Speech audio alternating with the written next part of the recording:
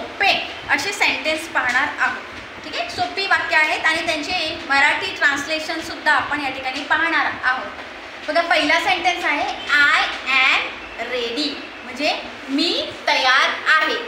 तुम्ही शाळेत जाण्यासाठी जर तुम्ही तयार असतील, ठीक आहे, आणि तुम्हाला आईला सांगायचं की मी तयार आहे, तर तुम्ही म्हणणार आय ॲम रेडी, मी तयार आहे. दुसरा सेंटेन्स आहे आय ॲम थर्स्टी. समजा तुम्हाला तहान लागलेली आहे तर तुम्ही म्हणू शकता आय ॲम थर्स्टी, मला तहान लागली आहे. तिसरा सेंटेन्स आहे आय ॲम हंग्री. आता हंग्री कशासाठी वर्ड वापरतात, तर भूक.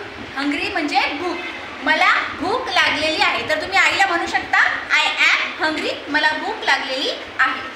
आय ॲम लिव्हिंग, मी जात आहे.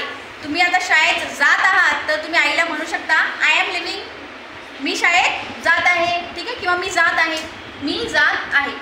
I want to speak. I want to स्पीकचा अर्थ काय होतो, मला बोलायचे आहे. काय होतो, मला बोलायचे आहे. आय विल ट्राय, मी प्रयत्न करेन. तुम्ही शिक्षकांशी कन्व्हर्सेशन करताना तुम्ही हे वाक्य वापरू शकता. आय विल ट्राय, मी प्रयत्न करेन. I am having fun. Fun म्हणजे काय, तर फन म्हणजे मजा. फन म्हणजे काय, मजा. मग आपण काय म्हणू शकतो या ठिकाणी, आय ॲम हॅव्हिंग फन, मी मजा करत आहे. I can't come today.